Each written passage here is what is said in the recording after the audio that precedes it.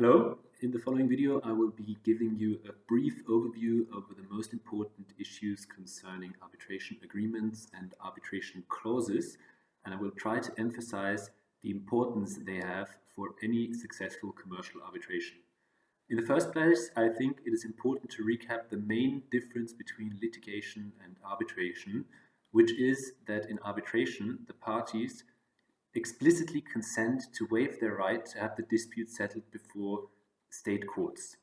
So in order for an arbitration to be initiated in the first place, one needs both parties' consent. And this consent is usually agreed upon in an arbitration clause or in an arbitration agreement. The main difference between these two instruments is that arbitration clauses are usually included into a contract as a clause, and thereby regulate future disputes that might arise.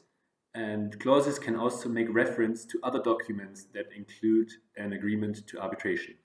On the other hand, arbitration agreements usually regulate an already existing dispute, and parties in a separate document to other contracts just regulate that they want this particular dispute to be resolved through arbitration.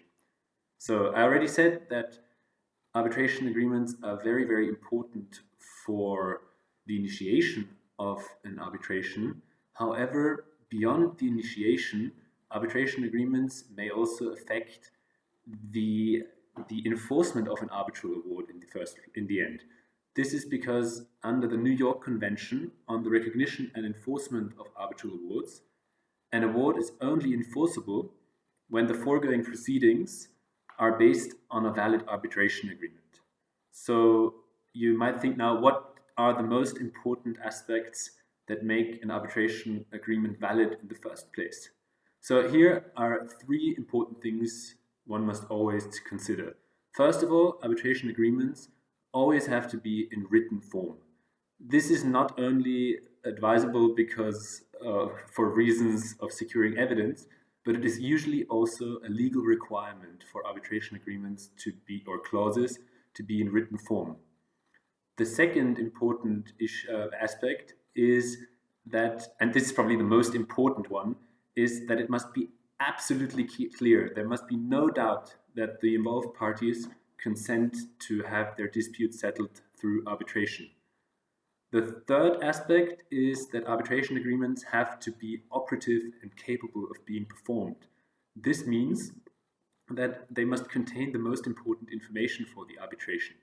So the parties have to be identified, or at least identifiable, and the subject matter of the dispute also has to be identified, or it must be at least possible to identify the subject matter of the dispute. Apart from these three vital ingredients for an arbitration agreement or an arbitration clause, there are many, many different aspects that the parties may include in an arbitration agreement in order to specify the arbitration proceedings according to their wishes or their needs. Therefore, at the beginning, when drafting an arbitration agreement, it is always advisable to think about the question, what do I actually want? What are the issues that could come up? Is confidentiality, for example, an issue? Do I want this dispute to be settled by certain arbitrators who are experts in a certain field? Should there be a possibility to appeal the award in the end? All of these reasons should be considered at first, and also based on that, one must make the first big decision, which is the choice of arbitration rules. The arbitration rules are the procedural rules for the arbitration, so to say, the framework in which the arbitration takes place.